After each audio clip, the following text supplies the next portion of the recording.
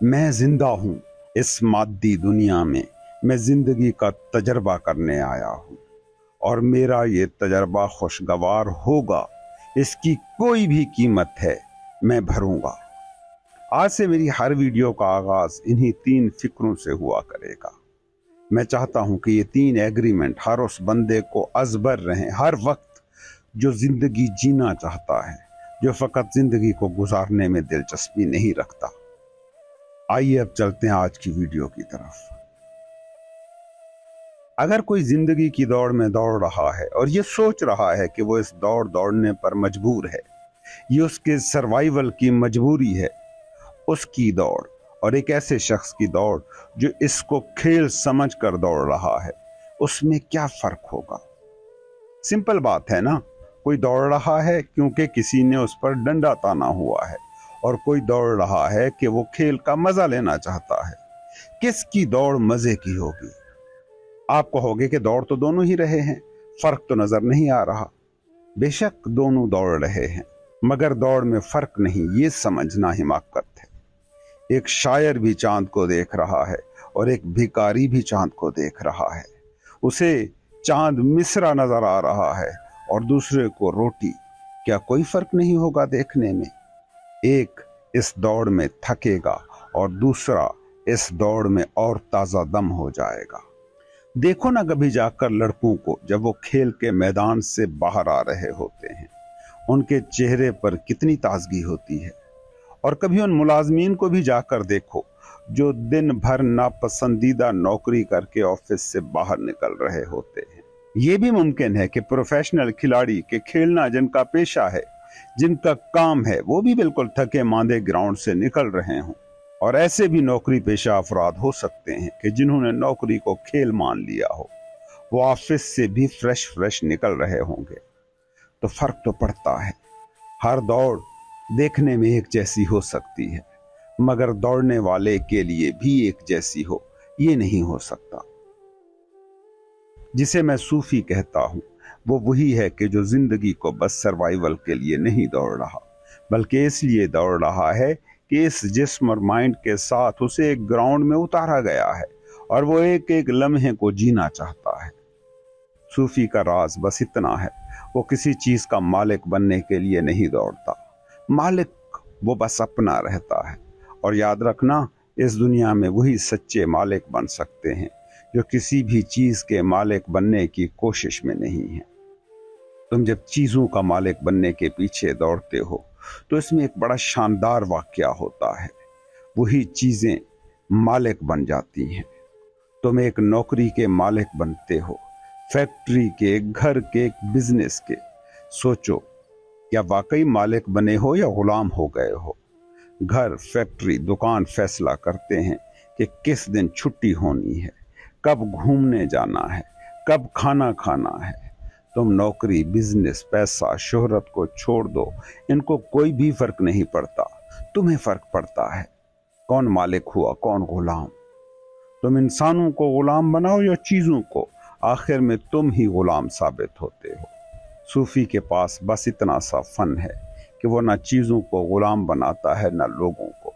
यह है तुम्हारी इस दुनिया का असल जाल कि जिसमें जो पोजेशन है वही असल में पोजेस्ड है। मालिक नजर आ रही चीज ही गुलाम है। सियासतदान रियाया का मालिक नजर आता है, मगर गौर से उसको देखो तो ये उन गुलामों का भी गुलाम होता है। कितने तुम्हारे सियासतदान हैं जो सब ताकत रखने के बावजूद भी वो कहने की जुर्रत नहीं करते जो उनके वोटर के लिए काबिल कबूल ना हो। कौन मालिक हुए, सियासतदान या आवाम? आवाम मजहब पसंद हैं तो लिबरल मुल्हिद सियासतदान भी मजहब के खिलाफ बोलते हुए डरते हैं। आवाम सोशलिस्ट हो गई तो सारे सरमायाकार सियासतदान भी कार्ल मार्क्स के नगमे गाते नजर आते हैं। और पता है दिलचस्प हकीकत क्या है कि तुम जिसके भी मालिक बनते हो, अल्टीमेटली उसी के गुलाम होकर रहते हो। कभी सोचा है तुमने कि जिस बीवी के तुम मालिक बनने की कोशिश करते हो, उसके आंसू कैसे तुम्हें रुलाते हैं, उसकी महरूमियां कैसे तुम्हें सताती हैं? कभी उस बीवी को देखा है जो शौहर की मालिक हो जाती है?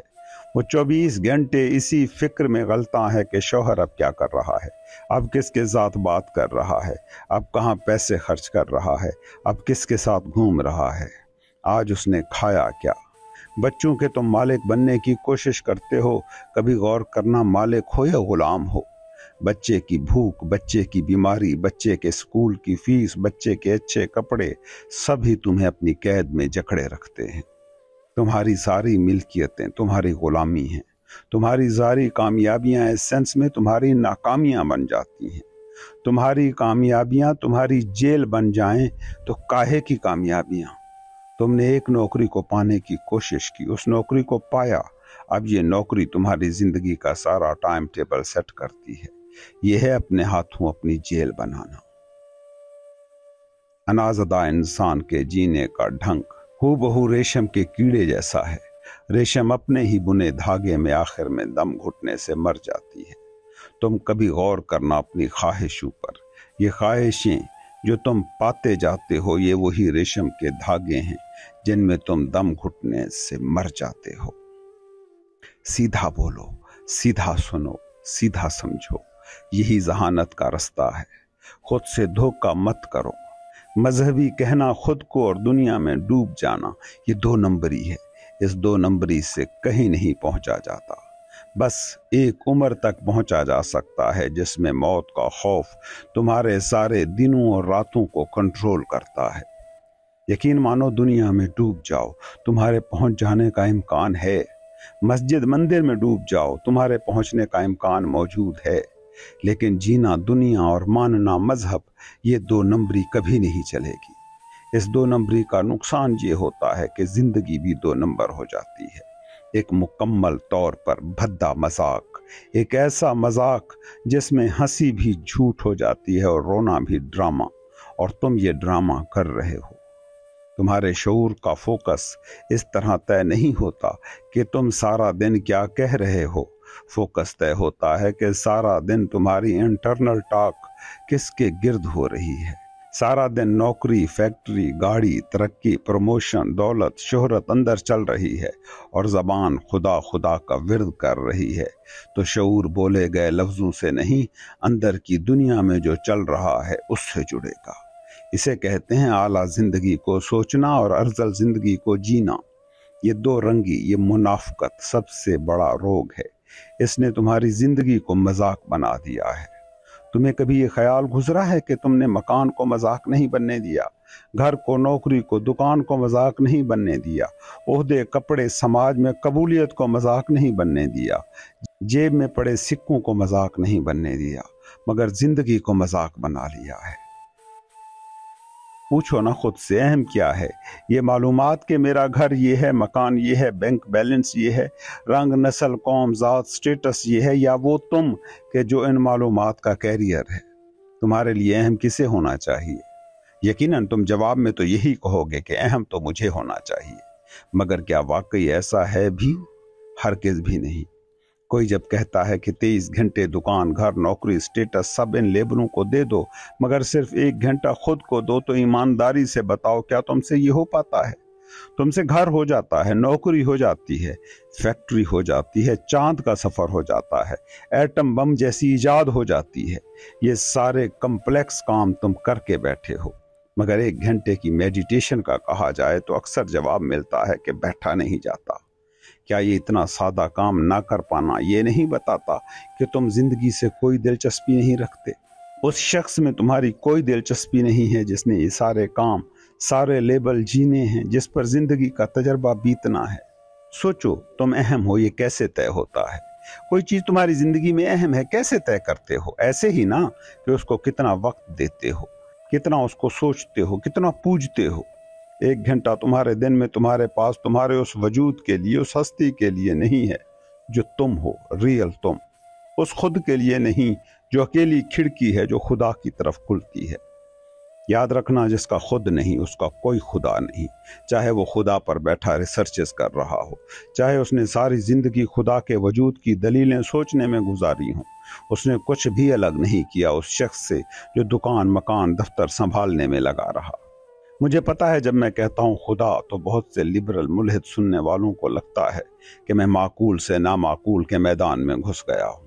دوسری طرف وہ لوگ بھی اتنی ہی بڑی تعداد میں ہیں جنہیں خدا کے لفظ کا راگ الاپنے میں بڑا انائی سکون ملتا ہے کہ دیکھو یہ بھی وہی کہہ رہا ہے جو ہم ہمیشہ سے جانتے ہیں۔ تم ہمیشہ سے نہیں جانتے، تم ہمیشہ سے بس سنتے آئے ہو اس لیے خدا خدا کہہ رہے ہو۔ یقین کرو کسی ملحد کی طرح نہ خدا نو گاڈ سنتے تو تم بھی وہی کہہ رہے ہوتے۔ نہ نو گاڈ کھوجا ہوا ہے، نہ گاڈ کھوجا ہوا ہے، بتایا ہوا ہے، مانا ہوا ہے، بالکل ویسے ہی جسے تم خود کہتے ہو وہ سارا کا سارا سنا ہوا ہے، مانا ہوا ہے۔ جو بھی تمہاری ساری شناختیں ہیں، آئیڈینٹیفیکیشنز ہیں، تھاٹس ہیں، کامیابی ناکامی کے تصور ہیں، ایمان بے ایمان کے آئیڈیاز ہیں، سنے ہوئے ہیں۔ تمہیں کوئی بھی کچھ بھی بنا سکتا ہے، ویسے زیادہ تر تو الو ہی بنایا جاتا ہے۔ تم مانے کی قید میں ہو، کچھ ہو اور خود کو کچھ مانے ہوئے بیٹھے ہو۔ یہ جو تم نے خود کو جو مان لیا ہے اس سے تمہارے سارے تھاٹ سارے ایکشن تخلیق ہو رہے ہیں۔ سوچو، جو تم سوچتے ہو جو تم کرتے ہو یہ سب کیا ہے؟ تم نے خود کو جو مانا ہوا ہے اس کو سچ مان لیا ہے، اس لیے تم یہ سوچ رہے ہو۔ جب میں کہتا ہوں دن کے 23 گھنٹے خود کو جو مانا ہوا ہے اس کو دے دو، مگر 1 گھنٹہ اس کو دو جس نے یہ سب مانا ہوا ہے کہ وہ یہ ہے، تو اس سے کیا مراد ہے؟ اس سے بس یہی مراد ہے کہ کسی تھاٹ کے پیچھے نہ ہو، کسی ایکشن کے پیچھے نہ ہو۔ ایکشن اور تھاٹ تمہاری انا کے ہیں، تمہارے مائنڈ کے ہیں۔ وہ مائنڈ جس میں ایک میموری کا سپاٹ ہے کہ یہ میں ہوں، وہ سپاٹ جس میں تم نے دوسرے سے سن کر اپنی ایک تصویر بنائی ہوئی ہے۔ لوگ بڑی شدت سے ایک ہی بات پوچھتے ہیں کہ کیسے اپنے ساتھ بیٹھیں، کیسے میڈیٹیشن کریں۔ یہ سوال کرنے والے سارے لوگ خود کو بے وقوف بنانے کے علاوہ خود کو دھوکہ دینے کے سوا کچھ نہیں کر رہے۔ یہ میڈیٹیشن کو، اپنے ساتھ بیٹھنے کو بھی پہلے مائنڈ سے رنگوا کر، پہلے اسے تھاٹ بنا کر، اسے ایکشن بنا کر کرنا چاہتے ہیں۔ وہ بھی ایکشن لیس ہونا ہے، خود کے ساتھ بیٹھنا، اس کو بھی ایکشن بنانا چاہتے ہو، کیونکہ اسی فیلڈ میں گھوم رہے ہو جس فیلڈ میں کام، ایکشن بنیاد ہے، اسی محل میں ہو جہاں تھاٹس کی اینٹیں کھپی ہوئی ہیں۔ یہ سادہ سی چیز سمجھ نہیں آتی کہ تھاٹ اور ایکشن، سوچیں اور کام انا کا دائرہ ہے، تمہاری اس نقلی میں کا دائرہ جہاں تم ہزاروں صدیوں سے بھٹک رہے ہو۔ تم نے عبادت کو بھی اپنا ایک ایکشن بنا لیا ہے، ذکر اذکار منتر جاپ بھی اپنی سوچوں کے رنگ میں رنگ دیے ہیں۔ اسی لیے نہ عبادت تمہارے لیے کام کرتی نظر آتی ہے، نہ منتر جاپ کسی کام آ رہے ہیں۔ بے وقوفوں کی طرح دوڑ پڑتے ہو جس طرف تمہیں بول بول کر دوڑا دیا جاتا ہے۔ جس کے پاس انفارمیشن کو ڈھنگ سے پہنچانے کے ٹولز دستیاب ہیں وہ تمہیں دنوں میں الو بنا کر چلا جاتا ہے، تمہارے ایکشن تمہاری سوچوں کو ہلا شیری دے کر چلا جاتا ہے۔ یہ پچھلے دنوں یہاں جنگ کا بڑا غلغلہ رہا، بحثیں دیکھی، نظارے دیکھے، لاجکس اور دلیلیں دیکھی، اپنی فتح اور دوسروں کی شکست پر بھڑکتے نعرے سنے۔ کسی کا بس نہیں چل رہا تھا کہ ایٹم بم پر قبضہ کرے اور خود فائر کر دے۔ تمہاری انائی زندگی کا اندھا پن نظر آ رہا ہے۔ تم ایک پوری قوم کو مٹانے پر تل گئے کیونکہ تمہیں ہم اور وہ کی شکل میں انفارمیشن کا ایک سیٹ دے دیا گیا۔ تم اگر کبھی اپنے ساتھ بیٹھے ہوتے، کبھی اگر میڈیٹیشن میں پل بھر کو ڈوبے ہوتے، تو ایک پل لگتا تمہیں یہ دیکھنے میں کہ یہ سب ایک ہیں، یہ سب میں ہوں اور میں یہ سب ہیں، یہ سب ایک دوسرے سے جڑے ہیں۔ مگر انا ایسی اندھی ہے کہ دور تک دیر تک دیکھنے کی صلاحیت ہی نہیں رکھتی۔ میں تمہیں ایک چھوٹی سی مثال غور کرنے کے لیے دیتا ہوں، اس کو چلو میڈیٹیشن کا کام سمجھ کے کر کے دیکھو ذرا۔ فرض کرو بھارت یا پاکستان میں سے کوئی مکمل طور پر جنگ جیت جاتا، سمجھ لو دوسرے ملک کو پورے کا پورا ختم کر دیا جاتا، صفحہ ہستی سے مٹا دیتا، جیسے ان پاگل دنوں میں دعوے ہوتے رہے ہیں، تو کیا ہوتا؟ جب تک انسان کی تاریخ چلتی اس مٹانے والی قوم کو گالیاں پڑتی، جیتنے والی قوم خود ایک دوسرے کو کہتی مر جاتی کہ تمہاری وجہ سے یہ ہوا، تمہاری وجہ سے یہ ہوا۔ مٹنے والی تو مٹ جاتی مگر جو قوم بچ جاتی اس کی حالت اس مٹنے والی قوم سے بھی بدتر ہوتی۔ یہ بس ایک مثال ہے، ورنہ تو تم بطور شخص قدم قدم پر بے وقوف بن رہے ہو۔ نوکری چھٹنے پر خودکشی کے خیال میں کھو جاتے ہو، شادی ٹوٹنے پر نفسیاتی مریض بن جاتے ہو، دولت کھو جانے پر ڈپریشن میں ڈوب جاتے ہو۔ جو کر رہے ہو، جو تمہارے تھاٹس ہیں، اس پر تو سوچو کہ یہ سب آیا کہاں سے، یہ انفارمیشن انسٹال کیسے ہوئی تم میں۔ یہ انا ہے تمہارے ایکشن اور سوچوں کی ساری دنیا، اور جسے میں کہتا ہوں اپنے ساتھ بیٹھنا، وہ اتنا ہی ہے کہ سوچوں اور ایکشن کی دنیا سے باہر بیٹھنا۔ تمہارا تم پر حق ہے۔ اصولی طور پر تو 24 گھنٹے ایسے ہونے چاہیے کہ تم صرف تمہارے ساتھ رہو، کوئی سوچ نہ سوچو، کوئی ایکشن نہ کرو۔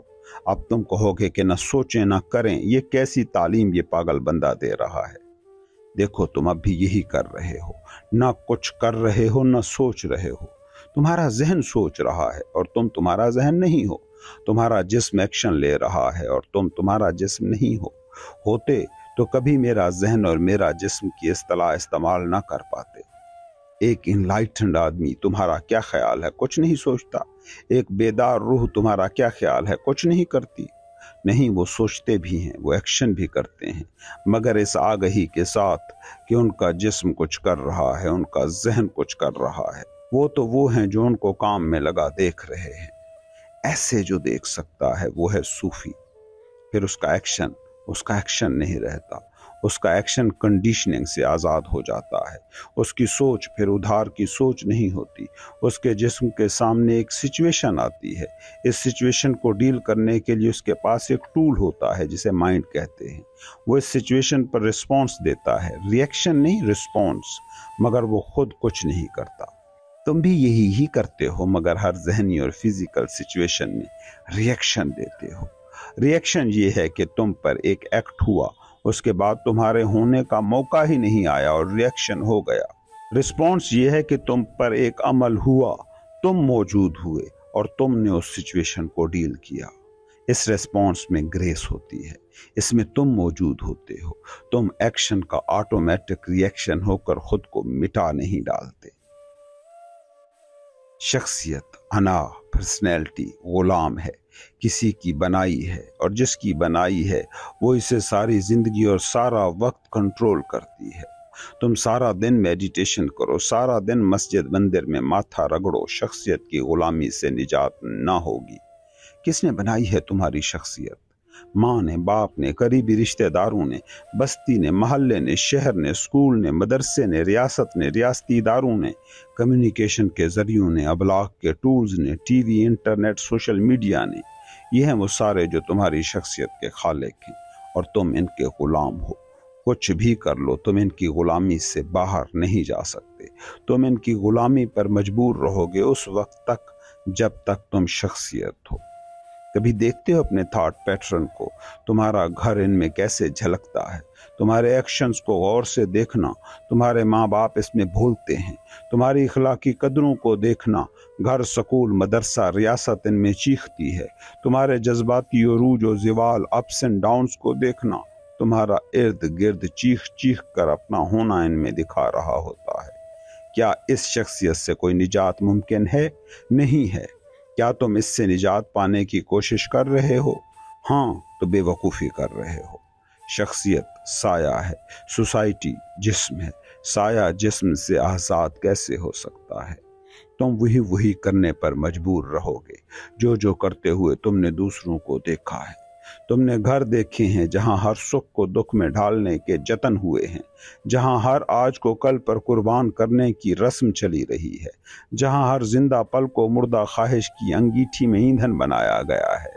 تمہارے پاس دوسری قسم کی انفارمیشن کا سیٹ ہی نہیں ہے، تو تم اگر کسی میکینزم کے ذریعے سے انلائٹن ہو بھی گئے، پہنچے ہوئے بھی ہو گئے، تو کیا کر لو گے؟ یہی جو انلائٹنمنٹ سے مانگ رہے ہو، ٹھیک یہی کچھ کبھی تم نے نوکری سے، بیوی سے، شوہر سے، فیکٹری سے، گاڑی سے، گھر سے بھی مانگا تھا۔ کیا مل گیا؟ نہیں۔ تمہاری زندگی گواہ ہے، تمہارے سر میں مچل رہا بھوبل بتا رہا ہے، زندگی کو ترستی تمہاری زندگی بتا رہی ہے۔ تم انلائٹنمنٹ کی خواہش میں جو جل رہے ہو، تو کیوں جل رہے ہو؟ اسی لیے سن رہے ہو نا یہ ویڈیو کہ یہاں سے نروان کے رستے کے کوئی آثار ملنے کی لالچ پیدا ہو گئی ہے۔ اور کیا وجہ ہو سکتی ہے؟ شخصیت، انلائٹن نہیں ہوا کرتی۔ انلائٹنمنٹ ایک اور طرح کا واقعہ ہے، یہ خواہش کا موضوع ہو ہی نہیں سکتا، کیونکہ خواہش ہے دوری کا نام، یہاں ہو وہاں پہنچنا ہے، یہ خواہش کا میدان ہے، یہاں ہو اور یہیں رہنا ہے، یہ انلائٹنمنٹ ہے۔ دیکھو، بنیادی طور پر زندگی کو 3 قسم کے جذبے کنٹرول کرتے ہیں۔ جتنے بھی انسان ہیں وہ ان 3 میں سے کسی ایک جذبے کے تحت زندگی جیتے ہیں۔ پہلا ہے وہ جینا کہ جسے ڈر کنٹرول کرتا ہے۔ اس صورت میں زندگی ایک مسلسل دکھ، کپ کپاہٹ، تفکر اور پریشانی ہوگی۔ جو زندگی ڈر سے کنٹرول ہوتی ہے اس میں امن، آشتی، سکون، انلائٹنمنٹ کے لمحات کے چانسز نہ ہونے کے برابر ہیں۔ ہاں، یہ ہو سکتا ہے کہ ڈر اس آخری سرحد کو چھو آئے کہ جہاں 2 میں سے ایک کو مرنا پڑے، یا تو پھر ڈر مر جائے یا تم مر جاؤ۔ اس سرحد پر کھڑے ہو کر تم اگر زندہ لوٹ آئے تو پھر زندگی میں سکون ممکن ہے۔ قابل برداشت حد تک ڈر بڑی خطرناک اور اینٹی لائف چیز ہے۔ خوف زدہ انسان کی زندگی میں کچھ بھی آ جائے، کچھ بھی ہوتا رہے، اس کے اندر کی کپ کپاہٹ کبھی ختم نہ ہوگی۔ تو کامیاب بھی ہو، بڑی نوکری بھی پالے، پسندیدہ ترین شخص سے اس کا تعلق بھی بن جائے، جب تک کنٹرولنگ فیکٹر ڈر ہے اس کی زندگی کپ کپاتی رہے گی۔ تم میں سے بہت سے لوگ اس حقیقت کو یقیناً جانتے ہوں گے۔ کتنا کچھ تھا جو سوچ کر چلے تھے کہ پا لیا تو اس ڈر سے نجات مل جائے گی جو مسلسل تکلیف دے رہا ہے، مگر وہ پا لیا تو کیا ڈر سے نجات ملی؟ کیسے مل سکتی ہے؟ ڈر ہی تو ڈرائیور ہے۔ تم نے زندگی کی گاڑی ڈر کو سونپ دی ہے تو اس کے بنا زندگی چلے گی کیسے؟ زندگی جینے کا دوسرا ڈھنگ وہ ہے کہ جہاں ڈرائیونگ سیٹ پر لالچ بیٹھ جاتی ہے۔ ہرس، ہوس، مزید کی چاہت، کچھ پانے کی دوڑ ہر وقت تمہیں دوڑا رہی ہوتی ہے۔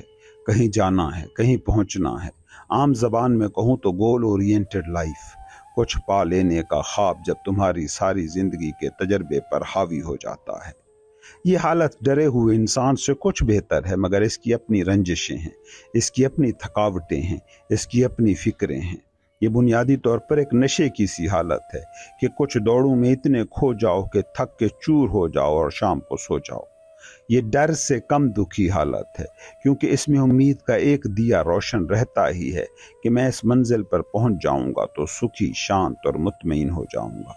اس میں تم کچھ جھوٹی مسکراہٹیں مسکراتے تو نظر آؤ گے، مگر یاد رکھنا اس حالت کی تمہاری ساری مسکراہٹیں بس آنسو چھپانے کا ایک طریقہ ہی ہیں، حقیقی مسکراہٹ نہیں۔